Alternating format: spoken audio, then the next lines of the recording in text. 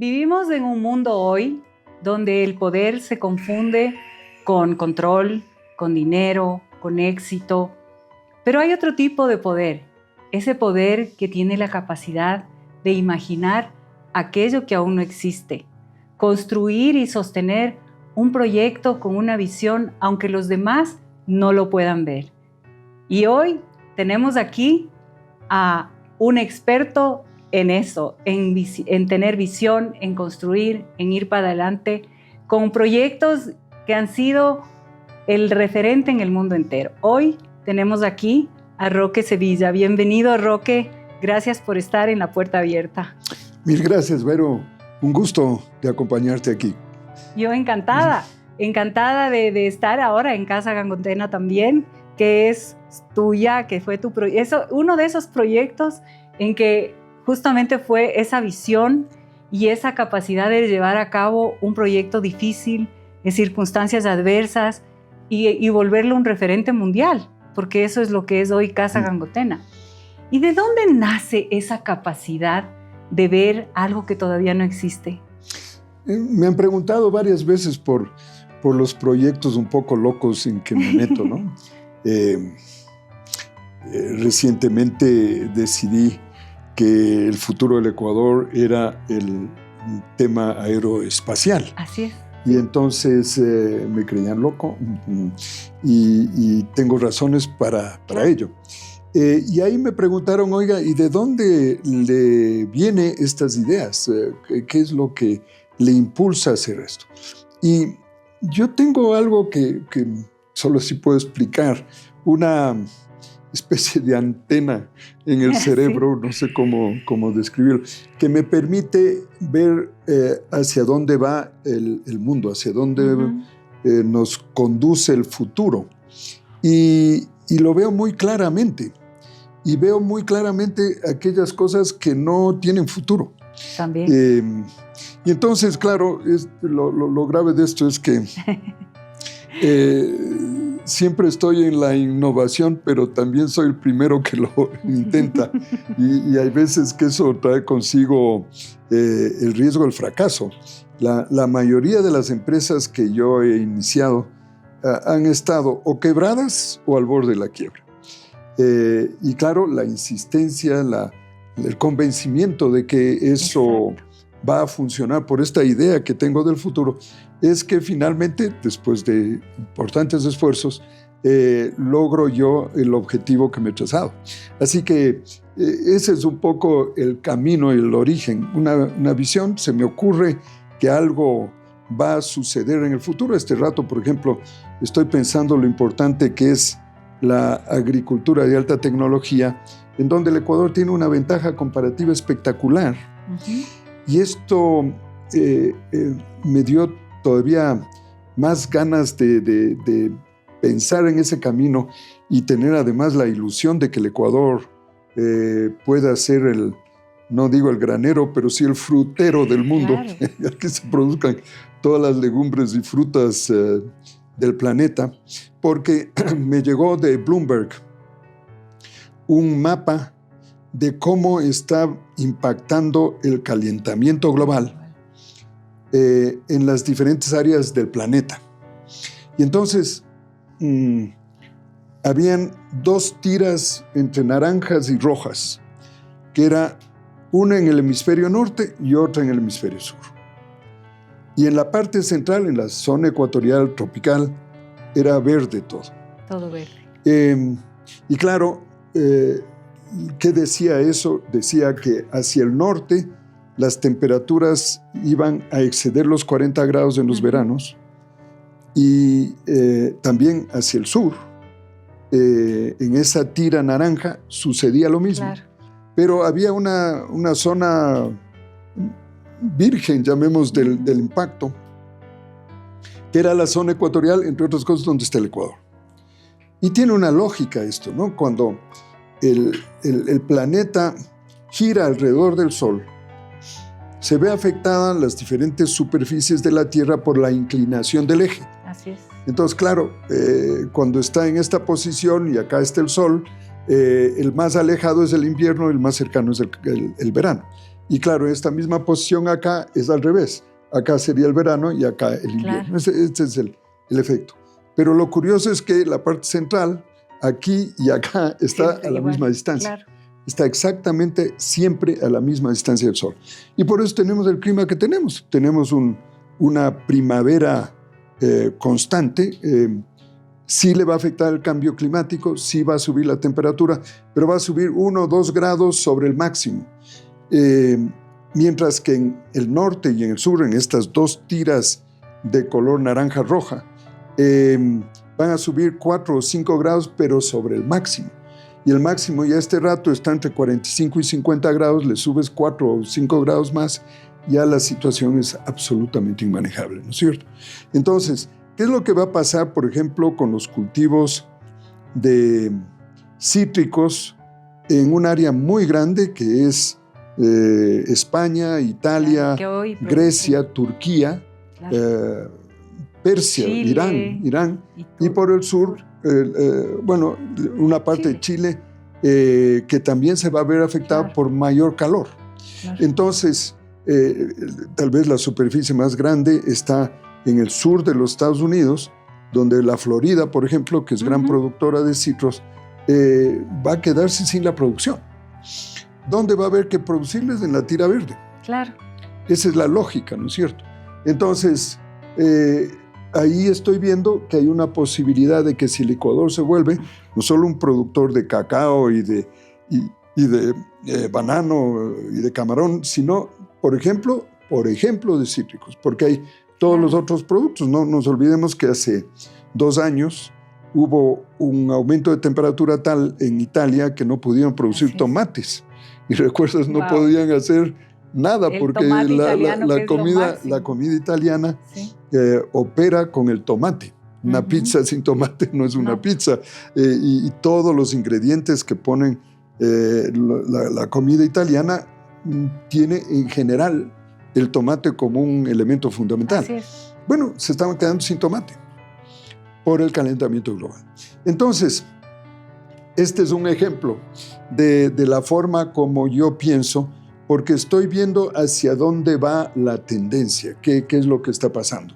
Por ejemplo, en América Latina va a suceder algo muy importante. Están en una pelea brutal entre la China y los Estados Unidos. Así es. Y nosotros hemos sido educados como que Europa y Estados Unidos es lo más importante del mundo y no tenemos referencia de lo importante que para nosotros es América Latina. Así es. Entonces, asistí hace unos pocos meses a una reunión de la Corporación Andina de Fomento en Panamá, donde hicieron un Davos latinoamericano.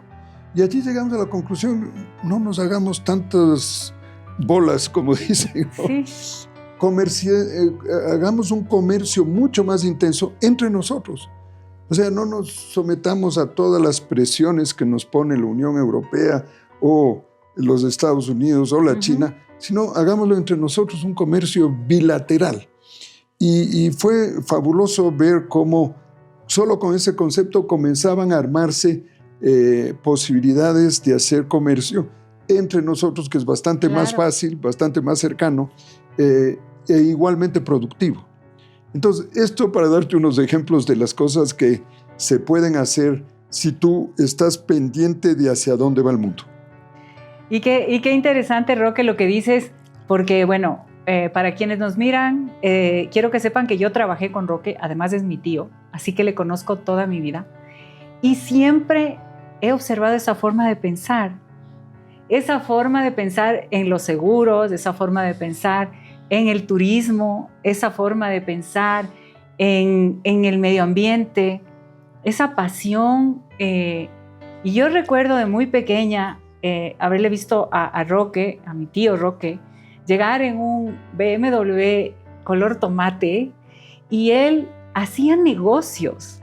Yo era muy pequeña y quiero decirte aquí en público que para mí fue un ejemplo de esta resiliencia y de esta capacidad y esta pasión que siempre es como una magia para mí, porque es una magia de transformar algo que muchas veces sí, seguramente fracasaste, pero de poder transformar algo en algo que produce, que es bueno que genera bien y que genera réditos también, porque son empresas que generan trabajo, que generan dignidad. Y recuerdo claramente el caso de Mashpee. En esa época yo trabajaba contigo en Metropolitan y vino a decirnos que iba a ser un hotel en esa reserva, que no era todavía tampoco una reserva, y nos llevó a caminar. Y quiero contar que íbamos pues todas las gerentes de Metropolitan Touring, que éramos muy, muy de mujeres de mundo, que viajábamos y promocionábamos el Ecuador, y veíamos este lugar inhóspito, con un camino que no había camino, tuvimos que caminar. Y él quería hacer un hotel, el mejor hotel del mundo, esto de haber sido hace, no sé, 15 o 20 años. Pero la verdad es que sabíamos que si el Roque lo tenía en su cabeza, eso iba a pasar. Y que nosotros nos teníamos que subir a ese proyecto. ¿Y de dónde? Yo pienso siempre en la casa de los abuelos. Y pienso en los abuelos. Y pienso en ¿cómo fue ese amor al Ecuador? ¿De dónde salió ese amor que le tienes profundo al país, al ambiente, a dejar un legado de un país y de un mundo mejor? ¿De dónde sale esa pasión profunda? Yo creo que son dos elementos, Vero. El uno es la estética. Uh-huh. Yo soy enamorado de la belleza. Y este país te ofrece todos los días un paisaje en donde quiera que estés, que es realmente espectacular. Entonces, hay una belleza constante que nos acompaña. A veces no nos damos cuenta. A veces le tapamos con letreros horrorosos. Pero el paisaje que nos invade, la ciudad de Quito, es un buen ejemplo de eso. Por algo le llamamos carita de Dios. Es bella, es hermosa. Y no se diga cuando se sale al campo, se recorre cualquiera de las provincias del Ecuador y cada una tiene su personalidad, su forma de ser diferente en cuanto al paisaje y la belleza. Entonces, esa estética siempre me atrajo. Uh-huh. Yo viví mucho tiempo en Alemania, en una zona que el paisaje no es nada reconfortante, que es Hamburgo, que es una plataforma plana de Schleswig-Holstein, ¿no? Yeah. Que es totalmente plano. Yo, acostumbrado a las variaciones paisajísticas, bueno, sentía un extrañe, aparte de la falta de luz que había allí, uh-huh. Esta luz maravillosa que nos baña todos los días del año. Y entonces, ese contraste me hizo todavía valorar más al país. Entonces, el uno, sin duda, era la belleza que me atraía desde un comienzo. Y el otro que me parece fundamental es la luminosidad que tenemos. Uh-huh. Y alrededor de la luminosidad veo que se justifica totalmente por qué los incas adoraban al sol. Claro. Y creían que el sí. Dios era el sol. Así es. Y la verdad es que el sol es el Dios. El Dios ecuatoriano es total. En el sentido de que genera la vida, así por un lado, pero genera también felicidad. Cuando está oculto el sol, los ecuatorianos, que somos ecuatoriales además, ¿no? Que estamos en la línea equinoccial y por tanto acostumbrados a una cantidad de luz determinada. Cuando nos vamos fuera del país, solo vemos tinieblas, ¿no? Solo nos angustia afecta. El invierno, nos angustia el viento, que aquí tampoco hay, y por eso extrañamos tanto al país, una de las razones adicionales. Pero bueno, entonces, esta combinación de la estética más la ecuatorialidad, llamémosle, es lo que ha hecho que a mí me ligue mucho a este país, ¿no? Por eso cuando me casé con Pilar, que había vivido, ecuatoriana ella, pero que había vivido fuera del país toda su vida, le dije, una cosa sí te quiero decir, no vamos a irnos de este país, vamos a vivir siempre en este país, ¿no? Y así ha sido, salvo un año que estuve estudiando fuera, todo el resto del tiempo hemos estado aquí en el Ecuador y esperamos seguir aquí hasta que nos dé vida esta vida. Así que Eso es lo que me liga al país tan fuertemente. Qué bello, qué bello. Y también hay una cosa que a mí me llama la atención y es esa capacidad de ser multifacético. Porque en realidad has estado en muchos ámbitos, pero también deportista, también pianista, también de seguros, de turismo, ahora aeroespacial, el tema agroalimentario.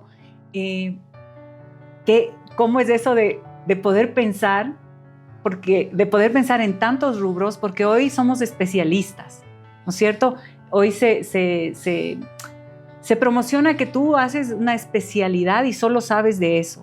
Y muchas veces te dicen, solo puedes hacer eso, ¿no es cierto? Es más o menos lo que pasa con la especialización, aunque ahora estamos yéndonos un poquito más hacia afuera con las nuevas generaciones, pero tú has sido multifacético, porque al final del día has hecho tantos rubros y en muchas cosas, también telefonía celular, también comunicación y ahora el mundo aeroespacial, que de verdad es como wow, porque no creo que a muchas personas se le ocurra poner antenas en la línea ecuatorial para poder suplir la falta que hay ahí de señal.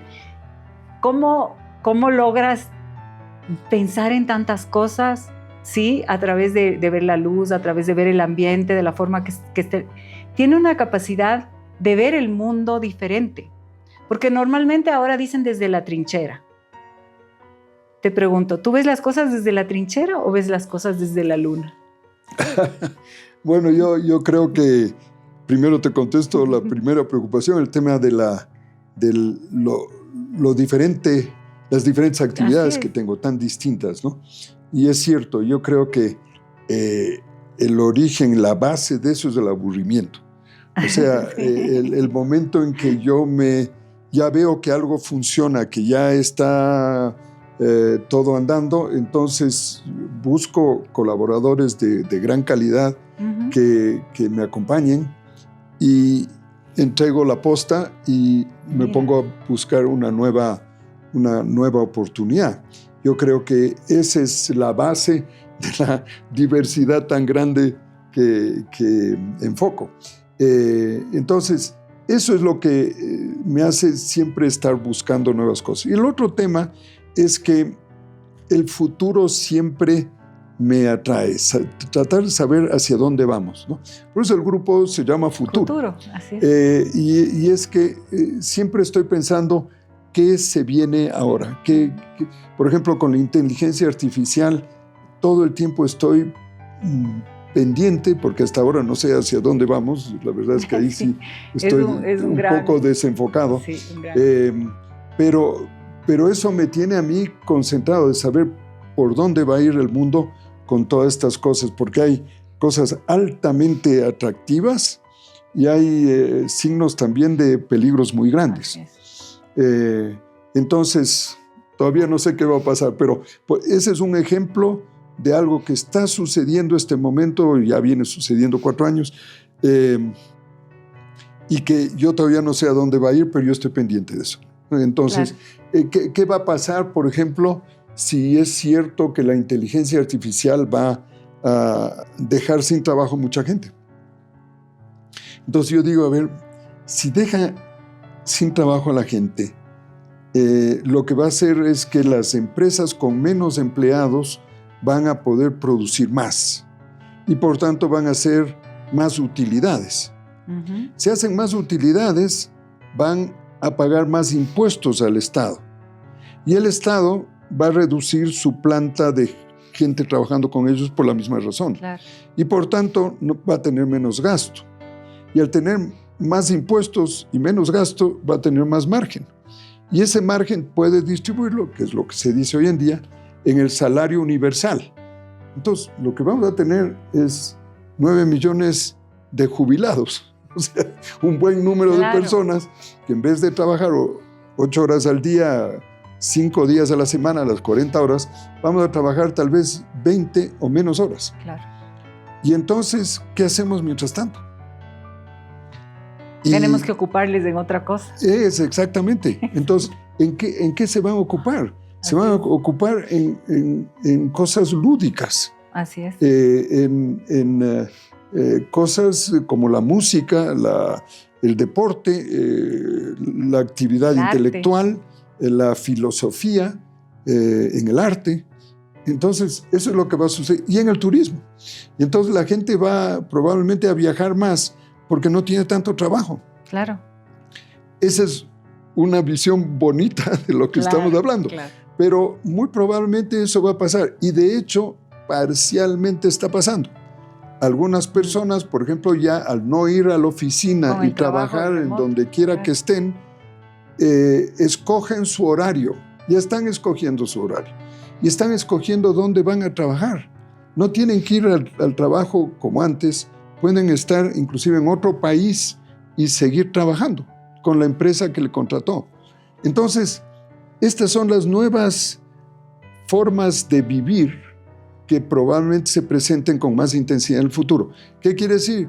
Que ahí hay unas nuevas oportunidades. Hay unas oportunidades, por ejemplo, de desarrollar sitios donde la gente que trabaja a distancia puede estar cambiando de lugar de un sitio a otro para en las horas de trabajo trabajar y en las horas de descanso estar en un ambiente distinto, un ambiente novedoso, haciendo turismo, claro. ¿no es cierto? Una especie de turismo. Entonces, esa puede ser la tendencia gracias a la inteligencia artificial. Gracias a la inteligencia artificial también pueden suceder cosas muy malas, ¿no? Claro que sí. Roque, estamos en un mundo hoy que todo el mundo quiere ser influencer y salir en las redes, pero hay una influencia que es profunda. ¿Y cómo te sientes con ese poder de influir? ¿Cómo le manejas ese poder de influir en las decisiones como opinión en el país, el de influir en las decisiones con el ejemplo, con el grupo futuro, con tu familia? Esa influencia que muchas veces es silenciosa, pero que otras veces se hace a través del periodismo, de las entrevistas. ¿Cómo te sientes con eso? ¿Cómo lo manejas? Bueno, primero me siento un poco sorprendido a veces de que mi opinión tenga algún peso. Eso es lo primero. Pero lo segundo es que me siento responsable, porque como todo ser humano, primero me equivoco muchas veces y mi opinión podría llevar a un desbarajuste. Porque, claro, tú dices, este tipo ha hecho cosas sorprendentes, sigámosle el camino de él. Así es, claro. Y yo me equivoco. Entonces, lo primero que hay que sentirse es responsable de las consecuencias de tu opinión. No puedes dar tu opinión así nomás. Y yo peco ahí muchas veces por opinar demasiado rápido. Entonces hay una discusión y ya se me ocurren cosas y pido la palabra antes que nadie y ya comienzo a opinar. Y eso tal vez no es tan sabio. Tal vez es más sabio escuchar un poco a los demás también y luego opinar. Pero tengo dificultades sinceramente en eso. Entonces, porque la cabeza va más rápido. Claro, y pues se me ocurre una idea y me parece que es algo bestial que pueda proponer y puede que yo esté fuera de foco, ¿no? Entonces, la responsabilidad ahí es algo muy importante. Y lo otro, para tener influencia, tienes que poder tener capacidad de liderazgo. Esto es que la gente te crea lo que tú dices y para que te crea tienes que tener detrás de ti un cierto nivel de poder moral. O sea, tienes que ser consecuente con lo que dices. No puedes decir una cosa y hacer otra. Y yo creo que ese es uno de los elementos fundamentales, de que seas coherente en lo que dices. No puedo decir yo que soy un súper ecologista y contamino, tengo negocios que contaminan, no hago un esfuerzo especial para reducir esa contaminación y no estoy comprometido con la causa que yo mismo estoy promoviendo. Claro. Eso es no ser coherente. Entonces, si hay esa coherencia, las personas se dan cuenta que lo que él dice, lo dice en serio, lo dice con responsabilidad. Claro, hoy en día hay los influencers que dependiendo de diferentes niveles, ¿no? Hay unos que promueven productos y me parece bien, eso es una fórmula de mercadeo, pero me parece que lo de fondo es que un líder puede influenciar y debe influenciar, porque si tiene el prestigio y el respeto de la gente, él tiene que poder guiar en las cosas que él está convencido de que puede aportar, ¿no es cierto? La responsabilidad va en esas dos direcciones. Responsable de hacerlo bien y por el otro lado, responsable de liderar. O sea, no te puedes quedar con los brazos cruzados si tú comienzas a notar que la gente te pide tu opinión, que te pide algún grado de liderazgo para algún fin importante. Y entonces eso hay que asumir por difícil y duro que sea. Yo me quedé sorprendido cuando en la pandemia estaba yo encerrado en 4 paredes, como que estuvimos todos. Sí. Yo me fui a la finca en Puembo y pues pasé 2 años encerrado, Pilar y yo en la finca, y yo veía en la televisión esas escenas dramáticas de Guayaquil. Sí. Yo ya no resistía más estar encerrado sin hacer nada. Algo había que hacer. Entonces me propuse levantar $10 millones, pero sin salir de la casa. Claro, esa era una contradicción. Me puse esa idea y dije, a ver, voy a tratar de levantar $10 millones para ayudar a la gente en estas circunstancias tan dramáticas. Claro, ahora que cuento, digo, ¿qué se me ocurrió semejante tontera? ¿Qué iba a lograr? Bueno, la verdad es que levanté $8,8 millones e hicimos cosas extraordinarias, todo a la distancia. Yo llamaba a un amigo y le decía, compadre, ¿de qué te sirve ahora la plata? Claro. Tienes que aportar. Me decía, ¿tú vas a manejar eso? Sí, ahí te mando. ¡Pum! Y comenzaban los depósitos. Hasta que llegué a $8,8 millones. ¡Qué maravilla! Y ahí tengo que resaltar la colaboración de muchos otros que se fueron sumando a este esfuerzo. Pero me di cuenta yo que tenía esa capacidad de liderazgo en un campo que no tenía nada que ver conmigo, pero que la gente respondía y que yo tenía que manejar esos 8,8 millones con la máxima responsabilidad. Y lo hicimos, realmente las cosas que hicimos fue maravilloso. Entre otras cosas, dimos alimentos, me parece, a 140,000 personas. Y esto, gracias no a la plata esa, sino a Care, que trabajó con nosotros de una manera espectacular. Y como eso, hicimos muchas otras cosas. Hicimos 8 centros ¿cómo se llamaban estos? ¿De vacunación? No, de recepción antes de que entren a la clínica o al hospital para que no se contaminen, ¿no? Compramos, me acuerdo, en total fue $1,7 millones. La mitad de eso fue el aporte nuestro para mandar a Guayaquil en equipos de trajes para los médicos, las mascarillas, la protección de la vista, porque se estaban muriendo los médicos porque no tenían mascarilla. Así que fue una experiencia fabulosa y yo me quedé sorprendido de que a quienes yo llamaba me respondían con la absoluta confianza. Y eso de lograr que no sé de dónde, pero la verdad es que así resultaba, me tenían confianza, sabían que yo iba a obrar con seriedad y con responsabilidad. Y entonces esto fue un trabajo lindísimo, que se juntaron a algunas personas que les tengo un agradecimiento profundo, porque muchos trabajaron en el terreno, ¿no es cierto? Y eso era de alto riesgo. Así es. Como no sabíamos cómo se contagiaba la enfermedad, el salir a la calle, el ir a entregar alimentos a los que estaban muriéndose del hambre físicamente porque no tenían qué comer en sus casas. Esa fue una labor extraordinaria. Pero ahí se puede medir la capacidad de liderazgo, la capacidad de generar confianza. Y bueno, influencia, sin duda alguna, porque si no me consideraban a mí una persona que tenía la capacidad de manejar sus dineros, que era regalo, ¿no? Ellos ponían el dinero con la confianza. No había descuento tributario, nada. Manda la plata. Pura generosidad. Pura generosidad y convencimiento de que había que hacer el aporte. Y es lindo lo que tú cuentas porque te voy a hacer una pregunta de un Roque que yo conozco, que es el Roque de buen corazón.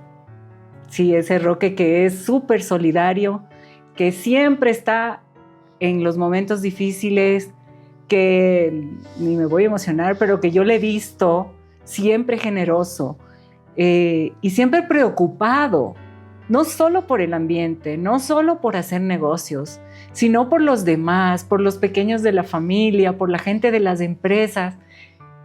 ¿De dónde sale ese corazón de oro que yo creo que tú tienes? Porque lo he visto toda mi vida. Y ese altruismo, esa hacerse responsable de los otros.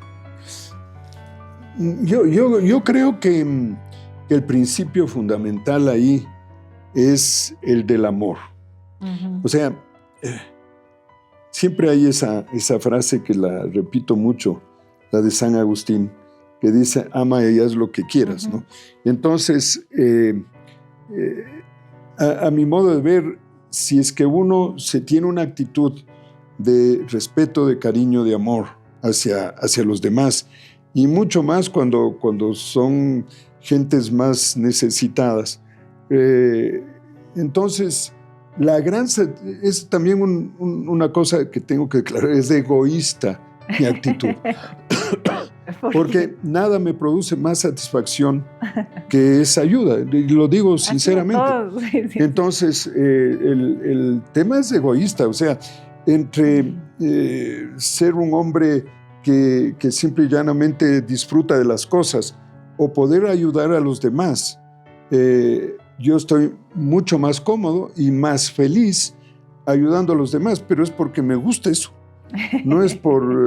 ahí hay una mezcla entre egoísmo y amor, un poco difícil de definir, pero realmente mientras más logramos hacer en la familia estos esfuerzos de ayuda a los demás, cada vez me siento mayor satisfacción.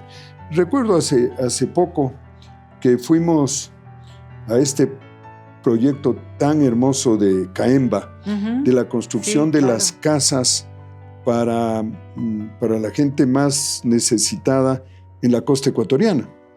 Que hace una obra increíble. Y bueno, son unas casas que cuestan $4,700 uh-huh. y que son lindísimas las casas y que se construyen en un día.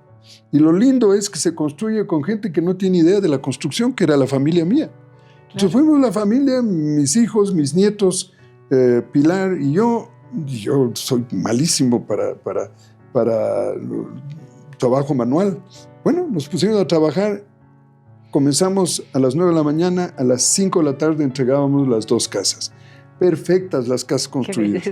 Y entonces, la pregunta que yo me hacía, viendo a las 2 madres de familia, la una con 3 niños, la otra con 2 niños, ver que de golpe tenían una casa que no la tenían 8 horas antes.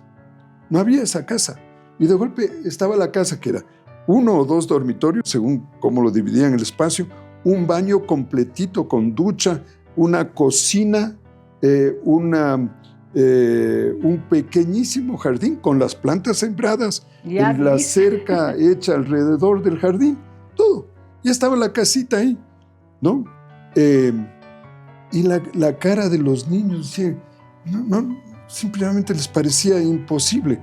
Entonces, esta obra de Manuel Pallares uh-huh. y de su esposa, que son una pareja absolutamente espectacular, generan estos momentos de profunda emoción y felicidad a quienes donan las casas. No solo a los que viven, sino a los que tienen la oportunidad de ser parte de esa misión. Entonces, yo digo, y pongo este ejemplo, ¿no? ¿Qué satisfacción que produce eso? Así es. Ahora que tuvimos la suerte de, hace unos minutos, de ver a una niña de 9 años tocando el saxofón de una manera espectacular, de una escuela que hay aquí en Quito. Tú dices, hay que ayudar a esta escuela. No puede ser que no haya una ayuda hacia ellos.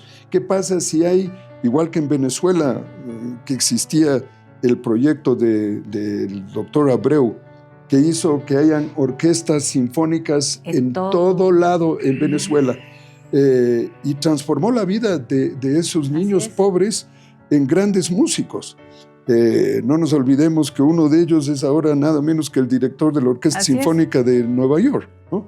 Entonces, yo creo que en general, si nosotros podríamos transmitir esta actitud de todos los que tenemos la suerte de tener una situación económica buena, que gran parte del recurso que tengamos lo destinemos a este tipo de cosas.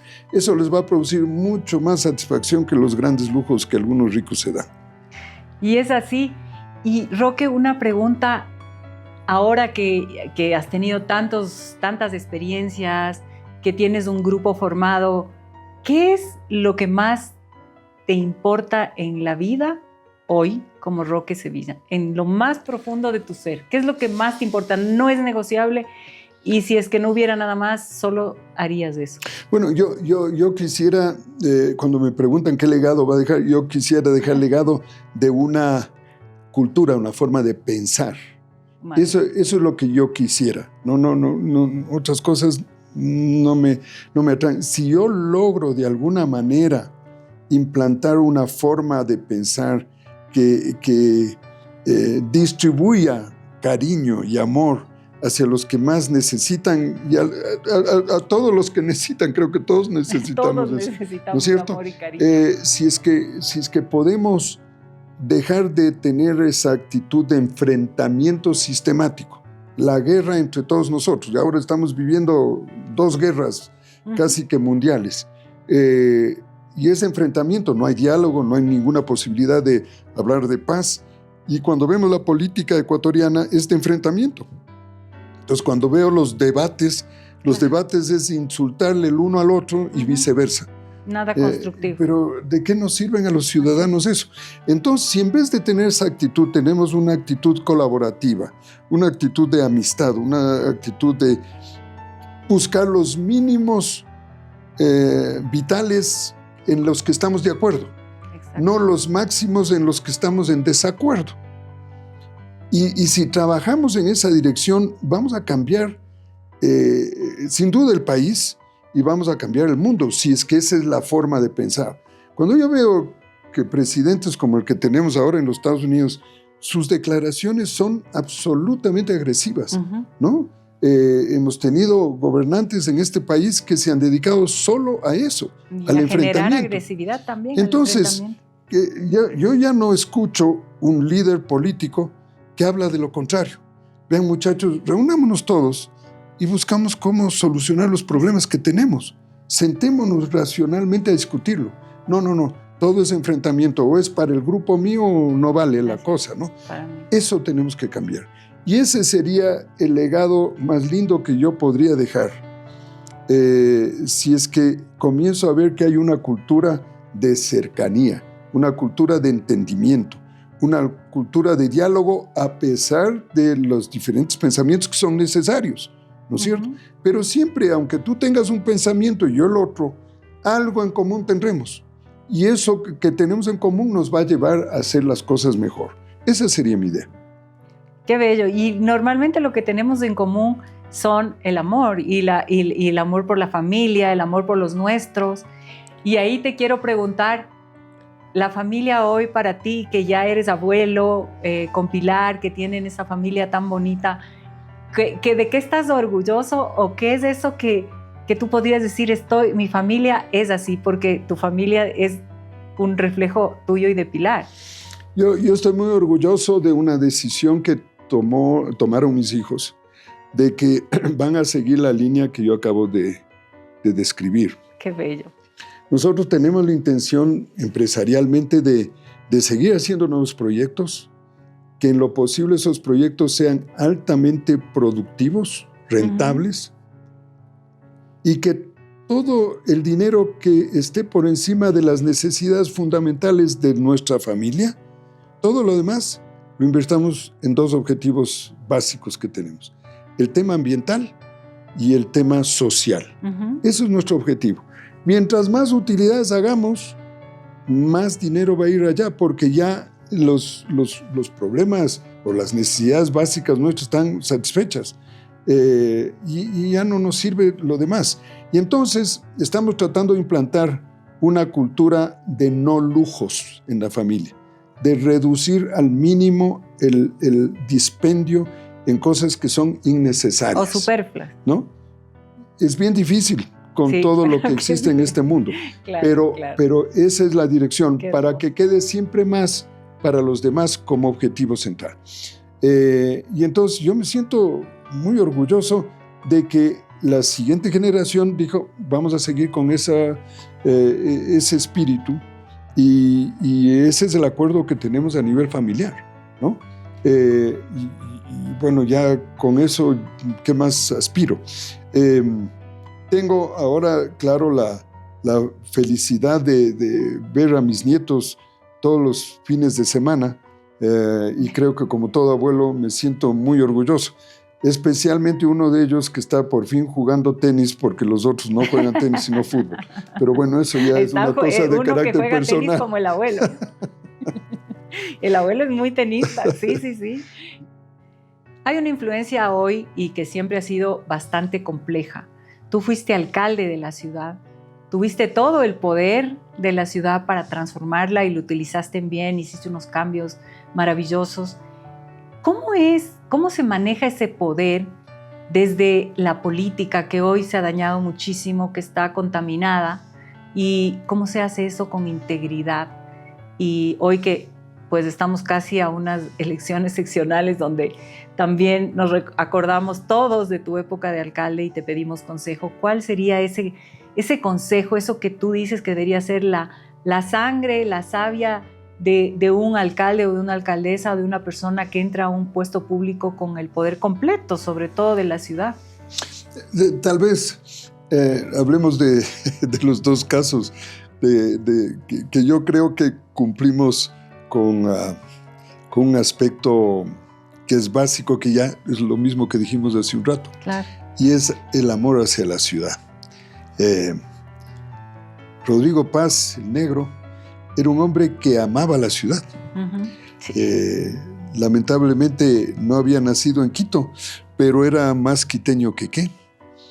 Y él, todo lo que hacía era por compromiso con su ciudad. Y yo creo que actué con el mismo espíritu. Entonces, como no tenía yo la intención de ser presidente de la República, sino mi gran ilusión fue ser alcalde de la ciudad, y lo había logrado. Claro. Y entonces ahora sí tenía que demostrar para qué diablos quería ser alcalde. Y no es que yo quería ser alcalde por el título, sino por devolverle a la ciudad esa felicidad, alegría que me ha dado vivir en ella, haber nacido en la Mama Cuchara. En la Mama Cuchara, claro. Entonces, yo creo que lo primero que hay que mirar en esto es el propósito fundamental que tiene una persona que quisiera ser alcalde. El porqué de ser alcalde.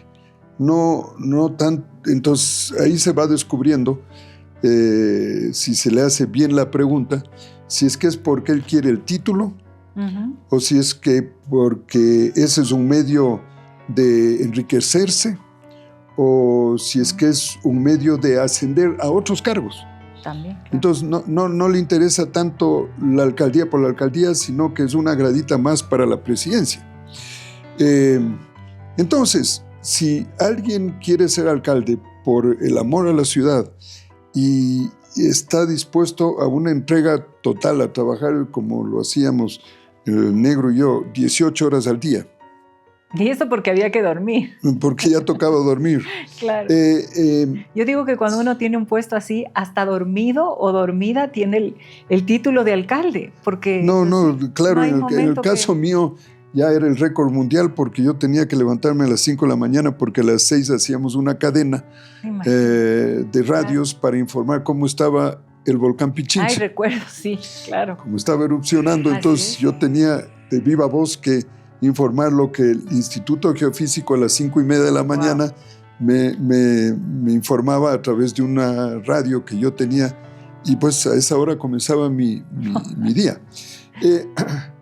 Pero cuando yo miro hacia atrás, ese periodo que estuve de alcalde, no hubo un momento en que no sea el hombre más feliz del mundo haciendo lo que estaba haciendo. Y era, claro, había bajado en mi flacura 10 libras por el esfuerzo que hacía, pero yo estaba simple y llanamente feliz. Y yo recuerdo esa época como probablemente la de máxima satisfacción personal mía, y pienso que es el regalo más lindo que me dio la ciudadanía al poder ser alcalde. Yo no fui electo alcalde, yo fui electo vicealcalde y reemplacé a Yamil Mawad como alcalde. Pero yo veía, por ejemplo, en el caso de Yamil, que no estaba dispuesto a tomar una medida que era absolutamente necesaria. ¿Y por qué no estaba dispuesto? Porque él tenía una segunda razón, o una razón principal de ser alcalde, que quería ser presidente, como de hecho lo fue. Claro. Yo, como no tenía, el día que él salió, al día siguiente dije, ahora sí voy a enfrentar este problema. ¿Cuál era el problema? Que teníamos 7,000 vendedores ambulantes en las calles.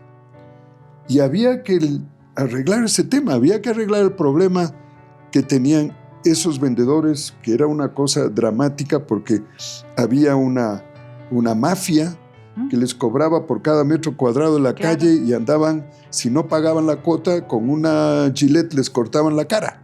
O sea, era una especie de vacuna. No era lo que hoy le llaman vacuna. Bueno, llámale vacuna, esto era un arrendamiento de la calle. Que tampoco era de los extorsionadores. Evidentemente no era de ellos. Y entonces, pero adicionalmente tenían que todas las madrugadas cargar toda la mercadería y ponerla en la calle. Wow. Y el momento que llovía o el momento que terminaba la labor a las 7, 8 de la noche, cargar de nuevo y meterlo en una bodega. Y eso era un trabajo muy duro para todos. Entonces comenzaron las negociaciones y estaban muy molestos porque no sabían hacia dónde iba la negociación. Claro. Ellos creían que lo que queríamos era botarles de las calles y el problema de ellos, ¿qué es lo que van a hacer? Yo dije, no, el problema es mío.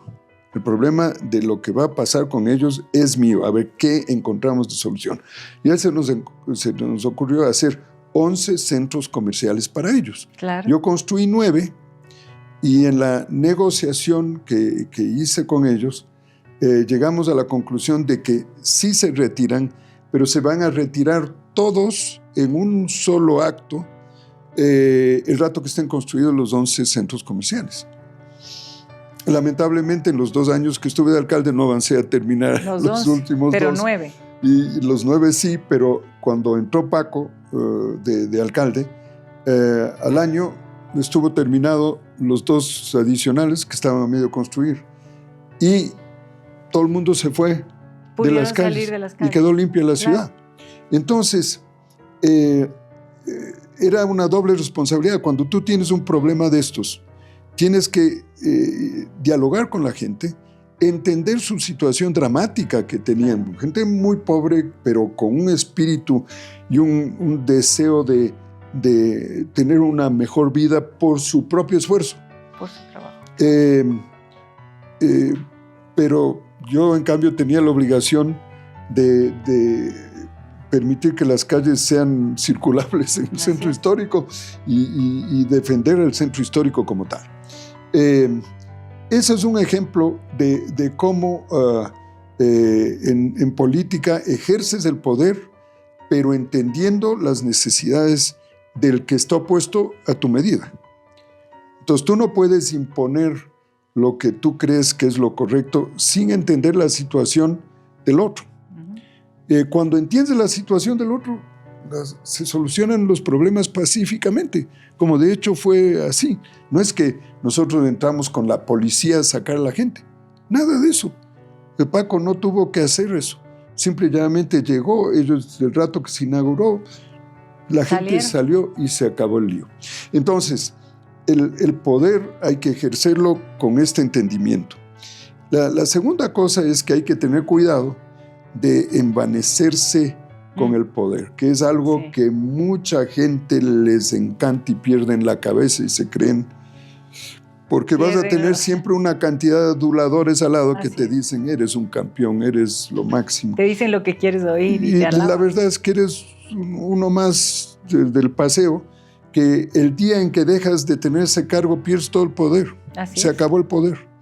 Y entonces tú tienes que estar preparado a volver a ser un ciudadano común. Y esto la mayoría no aguanta. Tenemos un expresidente que no deja de ser presidente. Sí, ¿no? Y de querer manejar el país de donde sea. Y ya no acepta que ya no tiene el poder que tenía antes. Entonces, saber ejercer el poder y saber dejar el poder. Son dos cosas que probablemente es más difícil. Bueno, dejar el poder es muy difícil porque yo recuerdo que el día que salí del municipio yo tenía 2 celulares que sonaban todo el tiempo y que alguien me ayudaba a manejarlos, y salí de la alcaldía y ya no volvieron a sonar los ya nadie más llamó. Ya nadie me llamaba. Entonces te da una sensación de vacío, ¿no? ¿Qué pasó? Pero es así funciona el poder.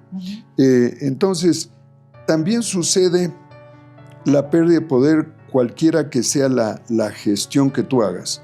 Cuando pasan los años y tú ya no estás en las condiciones de ejercer el poder como lo hacías antes, simplemente porque ya tus facultades no están allí.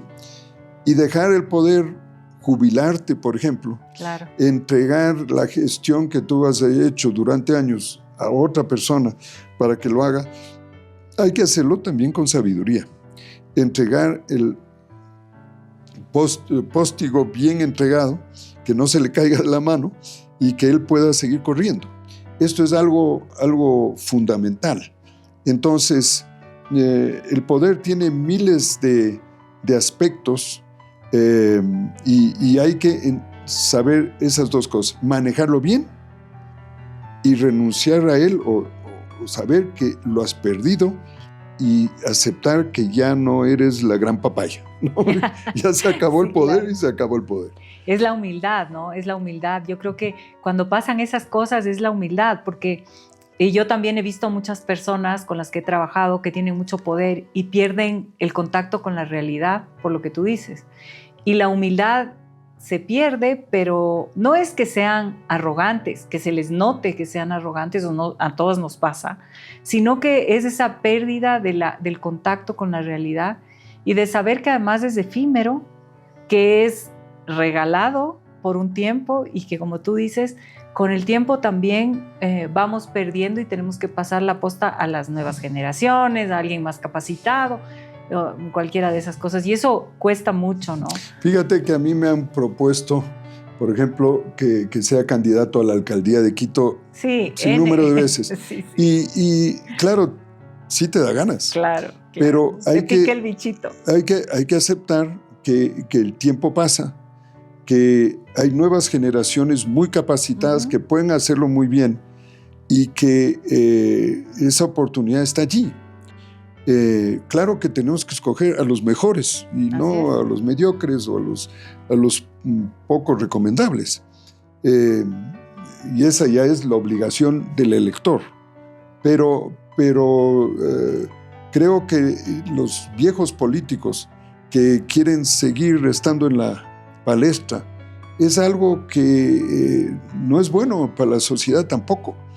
Sí es muy importante que los viejos políticos puedan ser el consejo de las plumas blancas, en el sentido Sí, de que claro. ellos puedan aconsejar a los jóvenes de su experiencia, Ujú. pero no más, no más. Hasta ahí llega la sabiduría de la persona que ha tenido en un momento determinado el liderazgo.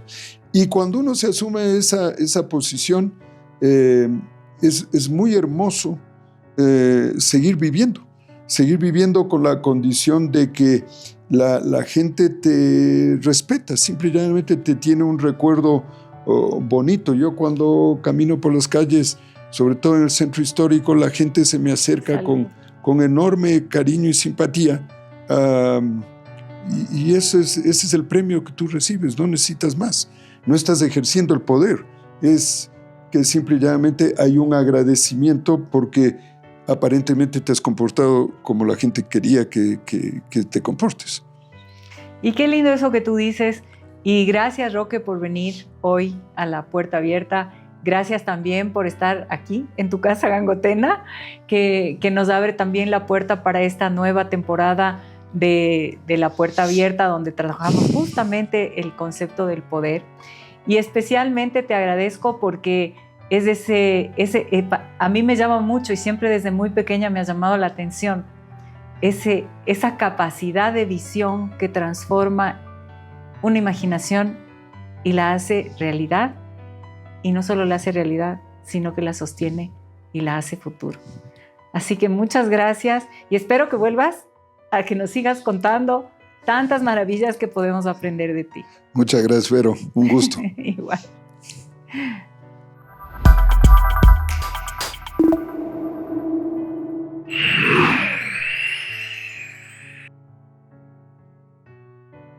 Gracias al apoyo de Casa Gangotena.